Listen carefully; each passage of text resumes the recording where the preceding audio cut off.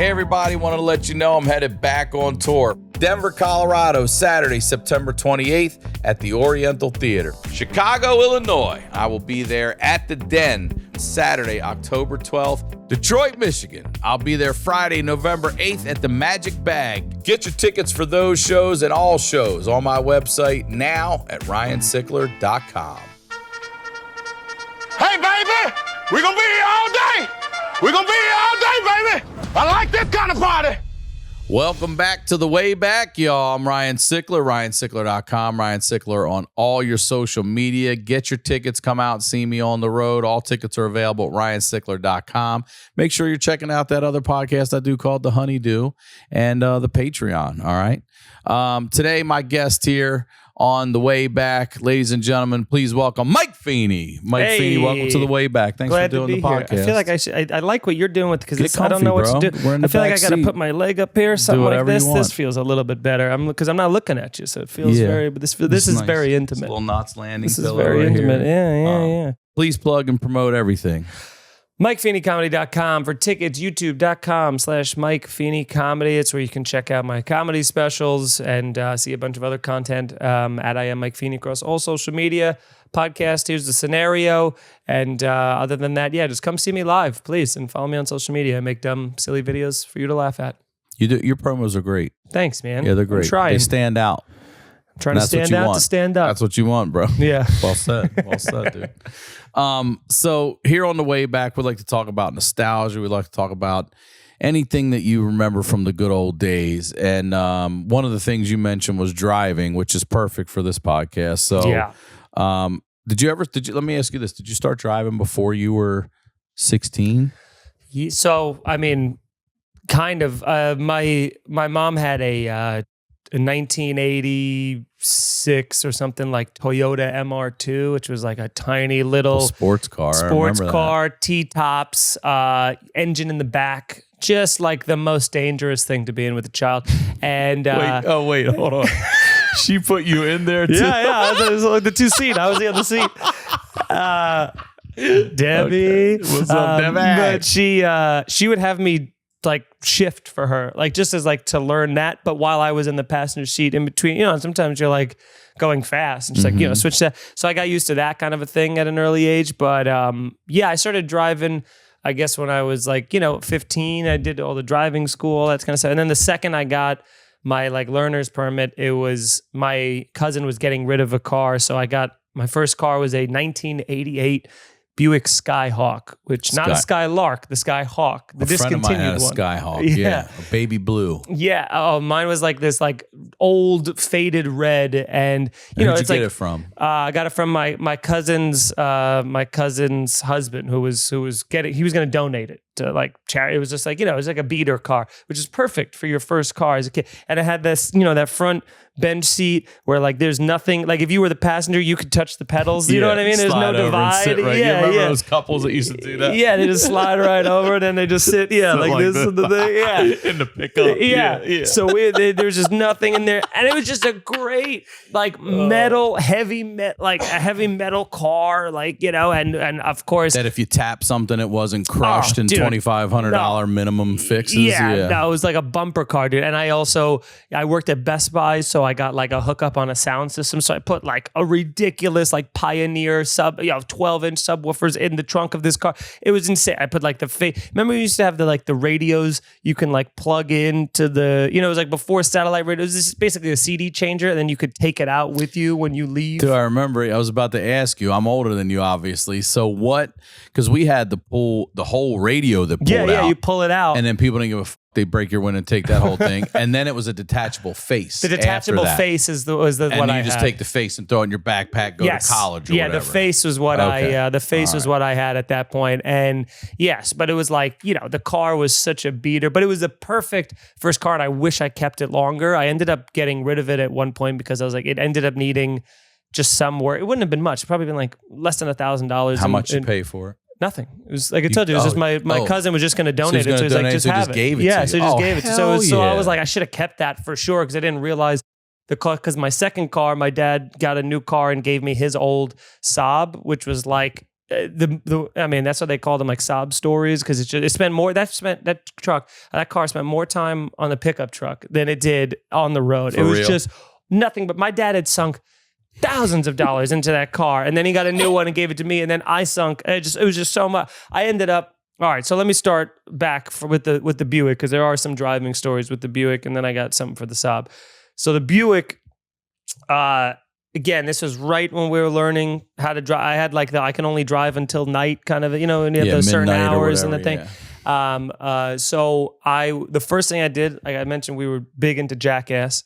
So one of these sketches that we had this idea was my buddy would be standing. We have him just standing on the grass in this like residential neighborhood, and we just have him reading a book, and then we haul ass down this residential street, lock the brakes to where it's like the full screech, get out, beat the shit out of them, get back in the car, speed away. That was the pretty genius sketch that we came up with, and we did that no less than like 4 times, like the takes of it, of like, I mean, I must have been good. I must have got it up to like 50 miles an hour in like a residential neighborhood. And you're also skidding up to him or next to him? Like next to him, like and parallel. what kind of car are you in? The 88 Skyhawk. Yeah. So and you're not worried about losing control, maybe fucking running over him, right? 16, 17. I don't even understand that as a possibility. I'm playing. Clearly neither does he. Yeah. Clearly neither just does copping the curve and just taking out his. No, not at all. He was a foot in. We're like, that's fine. He's not in the street. He'll be okay. Oh, and just like locking the brakes, just hearing the screeching. How long? I must have got up to 50 miles an hour, and then just full brake, the screech. And on the third, I think it was the third take. It might have been the fourth. We got greedy. On like the third or fourth take, neighbors came out and they were like, "That's enough." We're calling the cops, and and we're trying to be like, it's cool, don't worry, we're leaving. And she like stood in front of the car, got my license plate. And again, this is like one of those things where if you get a ticket when you don't have your full license yet, like you just don't have a license till you're like 30, So I'm like freaking out. The cops show up, and they were like, what the fuck are you doing? And we showed them the video of what we were doing. We're like, I'm sorry, we're just, we were watching Jackass, so we got inspired by those. And he's like, and then he looks at me and he just goes, he's like, I could take away your license. You just won't have a license. Do you understand how dumb this is?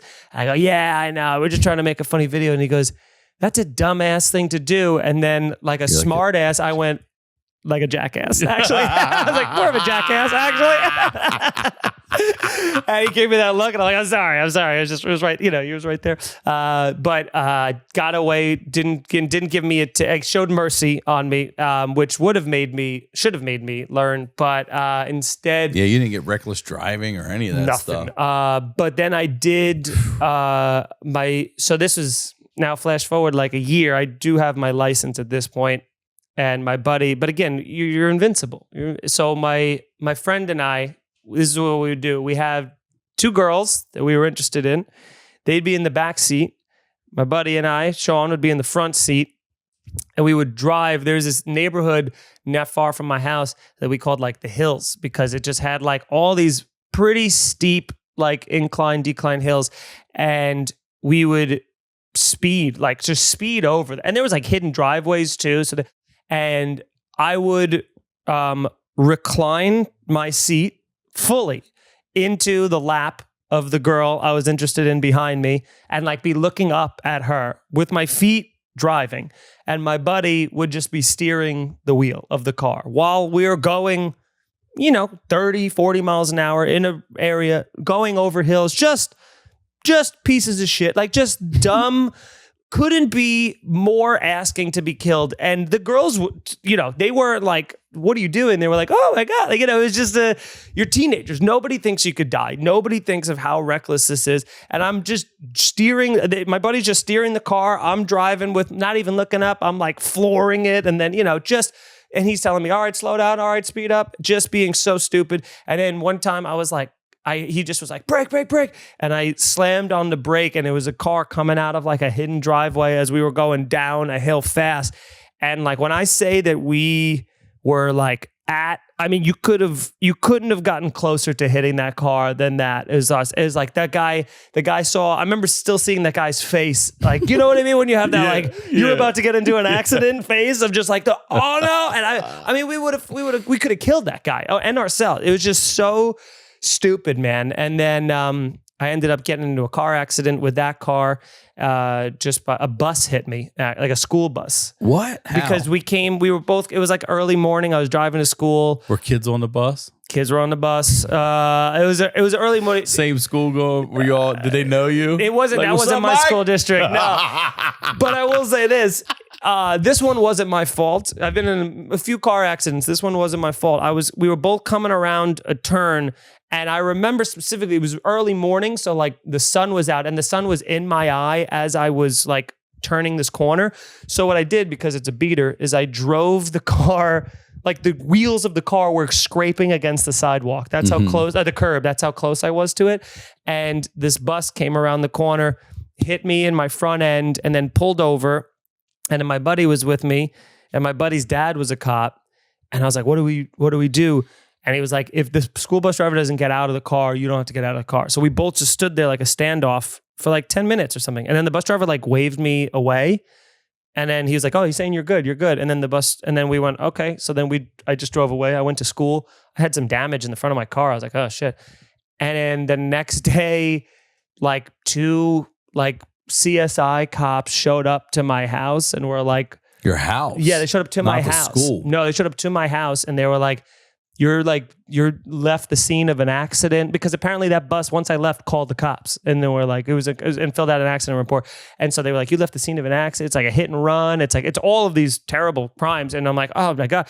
So thankfully the bus driver was like a moron and like had like 100 holes in their story where they were like, there was 6 people in his car. It's like, it was only me and one other guy. Like their stories didn't line up to where it again, eventually, thankfully got dismissed and got away. But I was like, for sure on the hook for like a lot of legal issues that could have been a bad time. So I got rid of that car. I got the Saab, and the Saab, I decided 2 quick things. Is the Saab a convertible? No. It's just like, I think it's like a 900 sunroof turbo or something like that. It did have a sunroof, but this was like an older, like, I think it was like a late 90s car. So it was very like, it did have leather seats, which was huge at the time. I couldn't believe it. But I started driving with my buddy. We would like kind of like drag race a little bit. And we were big into drag racing. Definitely Debbie's son, bro. Oh yeah. You definitely I got the need for speed, bro. And my buddy had a Camaro, but I had a turbo. Yeah. Like my Saab had the turbo engine, so I was like, bro, I'll fucking dust you. And so we would go to this area, like Deer Park Avenue. There would be a lot of street racing. It was Fast and the Furious had come out, so it was like a big thing in the culture then. So we were like, we're just gonna do like a 1/4-mile race in this like abandoned, like pretty much like warehouse district area. And so my buddy, it was freezing, and my buddy and I was in my Saab, he was in his Camaro, and my friend was like had his hands up to kind of like drop them so we would start racing. And my buddy held his hands up for like 12 seconds, and I was redlining my car the entire time, just fully redlining it. And he was cold, so he was shaking. So I kept thinking he was about to drop them. So I didn't let go of the gas. And then the second he dropped his hands, I popped it into drive, and I like to a level of like red, white hot lit a piece of my car got so hot that when I dropped it into drive, it shot out and exploded the entire transmission casing of my car. Holy the solid metal shit, transmission casing just shattered it like an egg, and it I fell out of the car onto the ground. And my family was like, what the fuck happened? I tried to lie and be like, oh, something weird happened with the car. They're like, why were you in this area? I eventually got caught, and my family was like, I was like, let's just junk the car at this point. It's going to be like, I think it was going to be like $2,500 to fix it, because Saab, every piece is like a giant thing you have to buy. And they, to their credit, they wouldn't let me junk the car. They're like, you got to learn responsibility. You got to learn. So they made me, it was like, I'm 17 or 18 years old. It's like, I don't have any money that I have, or like when my job was working, like they paid it and I had to pay them back the full, I think it was almost $3,000 for that, which made me so mad at the time, but taught me like a lesson in, so it was everything for me. It was like I didn't even have all them. I was paying them back for like 2 years. And then, I was in whatever it was, my last year of high school, and I cut practice at track because I was like, it's kind of like, it was like rainy. I don't feel like running. So I left early and I'm driving on the LIE on the highway, and it was like slow. It's like slow traffic, like in LA, I'm doing like 40 miles an hour on the highway. And I looked and I saw a cop like radaring people. And I remember being like, why would you radaring? Like none of us are speeding. We're not even going the speed limit. Right. And at that moment I looked at that cop, and then I remember sneezing. And then I looked up, and there was just the bumper of a car was right there. And I hit that car so hard that it hit into the next car in front of them. Because I when you screech, it kind of goes down. So I like scooped the car threw it into that car, caused a 3-car pileup on the highway. And they're like loading all of our cars off. And, now everyone's rubbernecking and stuff. And while they were rubbernecking, 2 additional accidents happened from rubbernecking our cars and stuff like that. And that was the end of the Saab. That's how we ended up. At that point, I was like, I can't pay another $3,000. I'll be paying this off the rest of my life. So that time we had to, we totaled the car. I totaled the car. You mentioned on the Honeydew that your mom was a biker. Yeah. Did you? I didn't ask you. Did you ever go on rides with her? Hey everybody, wanted to let you know I'm headed back on tour. Denver, Colorado, Saturday, September 28th at the Oriental Theater. Chicago, Illinois, I will be there at the Den Saturday, October 12th. Detroit, Michigan, I'll be there Friday, November 8th at the Magic Bag. Get your tickets for those shows and all shows on my website now at ryansickler.com. No, I've been on a motorcycle only a couple times. Like she had it in college, and then she didn't really have. There was one in my garage my whole life, like some old Honda kind of, but I don't even think it ran. And then she bought 2 in the last like 15 years, but as a kid, she didn't have one. I just know she has Harleys now. 2. They're very nice. Yeah, they're like, one is like silver. I couldn't even tell you, but they're like very, very nice.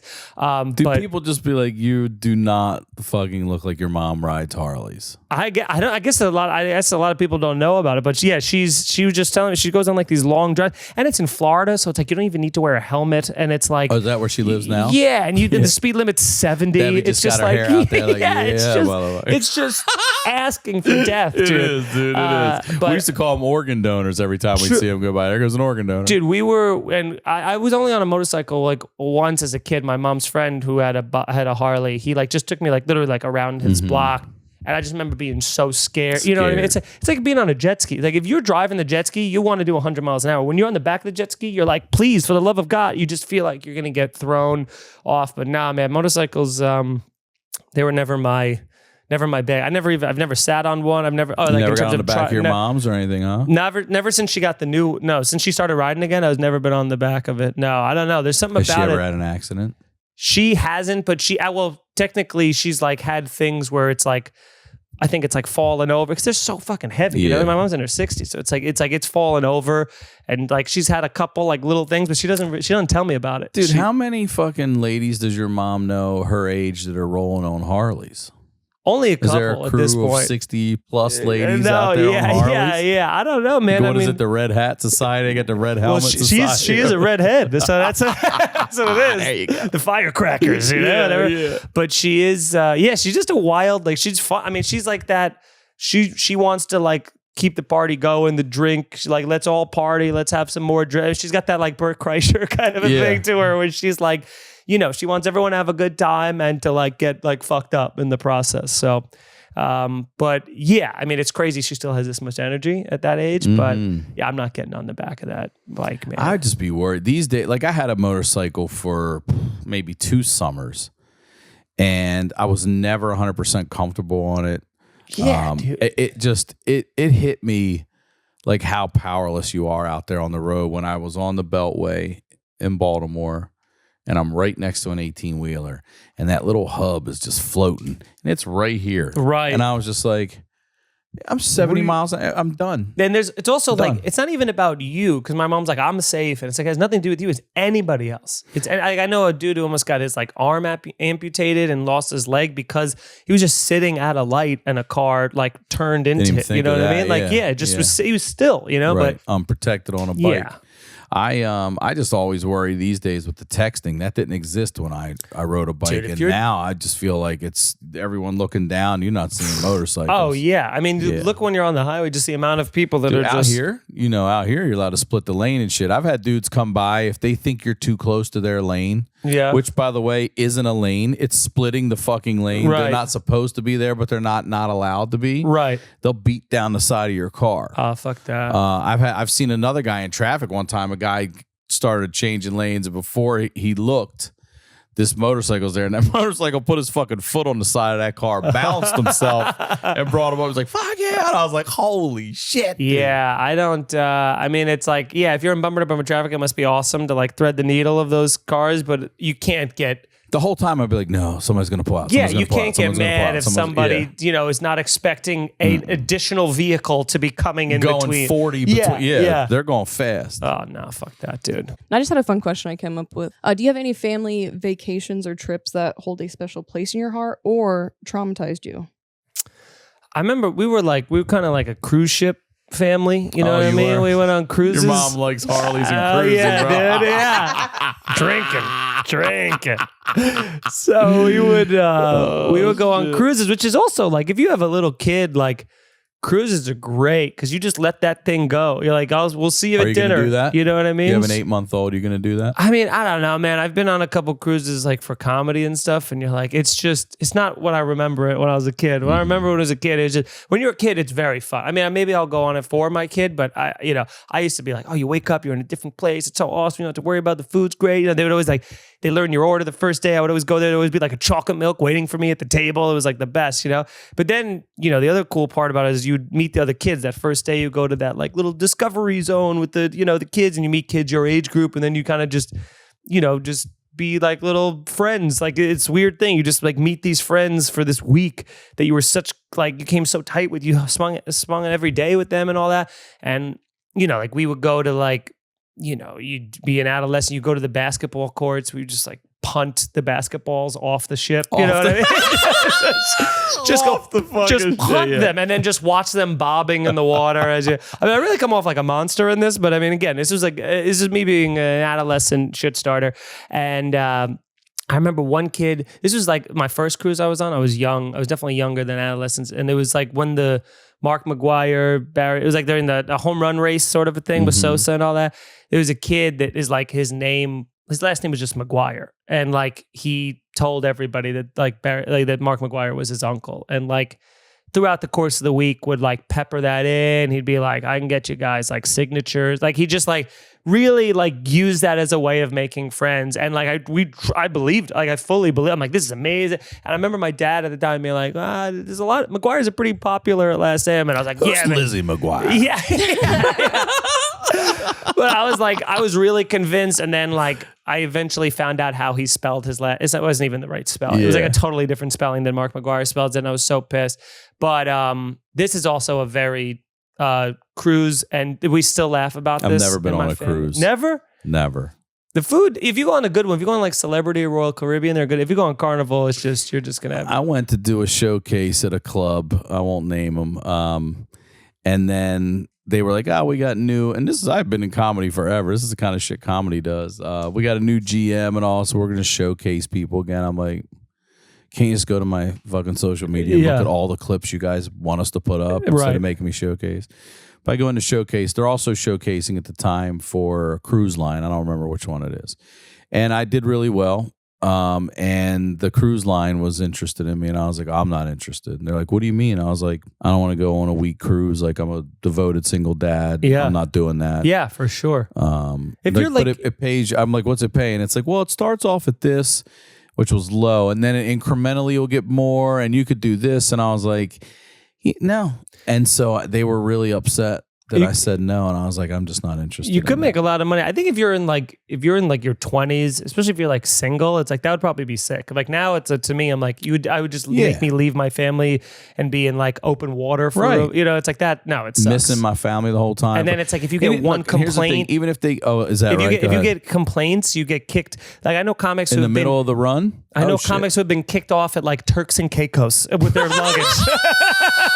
The ship just pulls away, and then you gotta figure out how to get home from the Caicos. Is that how it really works? Truly, like there's like if they get like multiple complaints, you get kicked off of the ship because you have to be like a lot of them you have to be like squeaky clean. And then even if you do good, if you do bad, then you're on the ship with them. So like people are seeing you on the buffet line. They're like, hey, comedian. It's a nightmare. So that's why they usually pay so well, is because they're paying you to get past all of that shit. But I remember one time in my first cruise I went on, I was playing basketball at night, and I was like, I really built up a good sweat. And I came back, and my mom was in the room, and I went in to the mini fridge, and I just grabbed like a bottle of water like this, and I just fucking opened it. And my mom was just looking at me, and I must have chugged at least 3 full mouthfuls before realizing that my mom just refuses to pay for alcohol.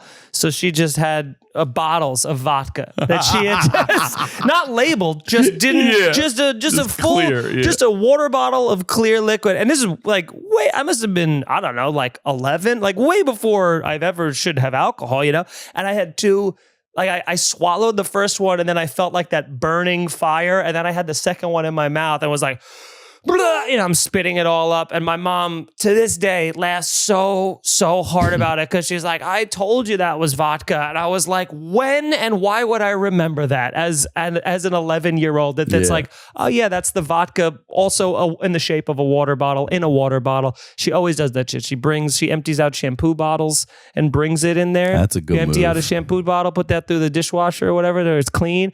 You fill up all your booze in there. That way you don't have to pay the $8 per drink on the ship and stuff like that. You just order orange juice for free, and then you drink, whatever the hell. Yeah, she's good at like schemes and little tricks. Debbie's got to figure it out. Yeah, dude. What else you have over there, Kirsten? I was just gonna ask, did Debbie ever own any type of Harley Davidson furniture? Any like? No, thankfully we weren't No blankets. like we weren't like that. Like Flags out front of the We house. have a clock we still weren't. at our house. Hopefully, thank God we weren't that much of like a white trash family. I mean, we had, I always Here's the thing we did. We didn't even have Harleys. That's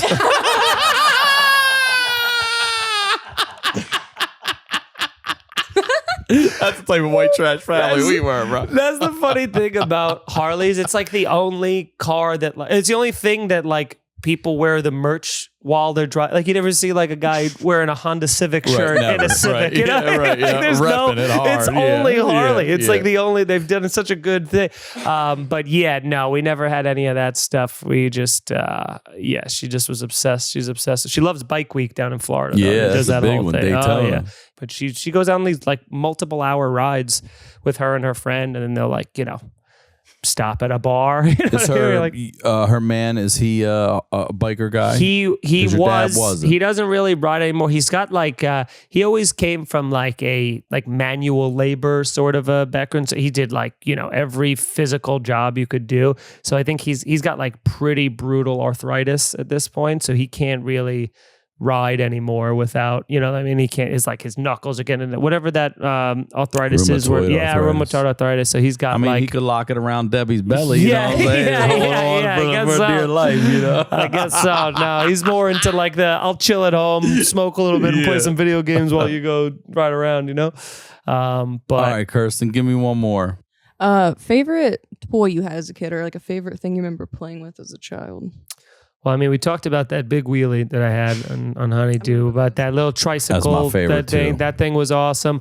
I also really went crazy when I got like Power Wheels, which was like, the Power Wheels thing, just like the little tiny thing, little fake Jeep Wrangler that you get to be in and like that. That was the coolest when I was a kid. I can't believe I got one of those. That made me feel like amazing as a kid, because everybody wanted one, And a couple of my friends had one. Yeah, a couple of my friends and I had one. That was like a big. I remember that being like a big purchase. Like, because my birthday was 10 days, 15. It's 15 days from Christmas, so I could always kind of like pool both holidays into being like, just get me one chip-in gift. That's what we like. I started the chip-ins in my family where you're like, don't get him anything else.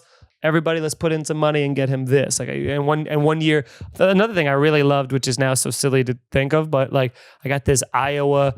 It was like a boombox, not a boombox. It was like the 2 speakers, and then the tower had like the 3 CD changer. It had the 2 tape decks and the tuner, FM, AM, and everything. And you'd like play your CDs in there while you would like record them onto cassettes and all that shit. And it was like, we still have that. It's still in my mom's house in Florida. It's like in the outdoor patio, like pool area. We still have that goddamn thing. But that was another huge gift at the time. Those 3 were really pretty instrumental. That's great, dude. Yeah. What about you? I had the same big wheel you did, and I love the big wheel. And then we had we got these. It used to be I want to say it was Tyco, and they were racetracks.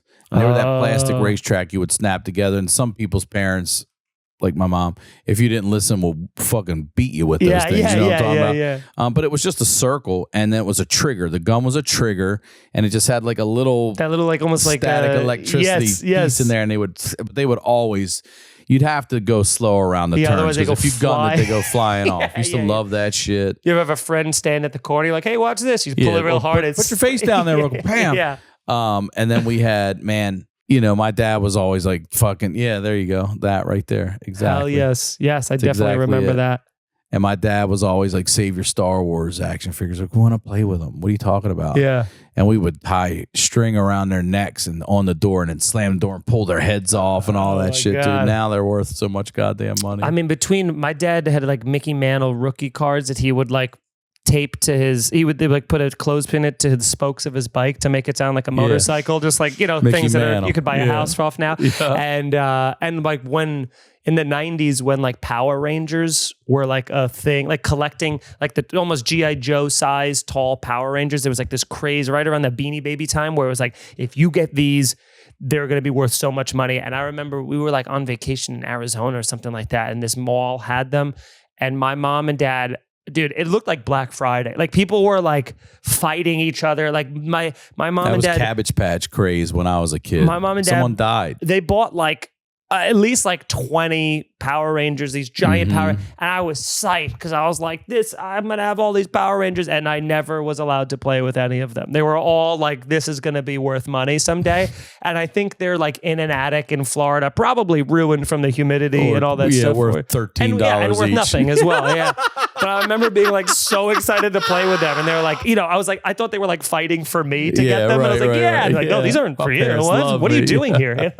This is your future, right? Yeah, this is your college great, fund. 68 motherfucking dollars. Thanks, guys. It can't be worth more than $100 right now. Yeah, no way, dude. Well, Mike, thank you, man. Thank you for coming on the way back. Thanks for having me. Please plug everything you'd like to again. MikeFeeneyComedy.com, YouTube.com/MikeFeeneyComedy. Check out my comedy specials, Rage Against the Routine, and hopefully another one by now if you're hearing this. And at I am Mike Feeney on all social media. Listen to podcasts. Here's a scenario. Thank you very much. And I'll see you guys on the internet or at a show. Thanks for having me, buddy. You're welcome, man. Thanks for doing it.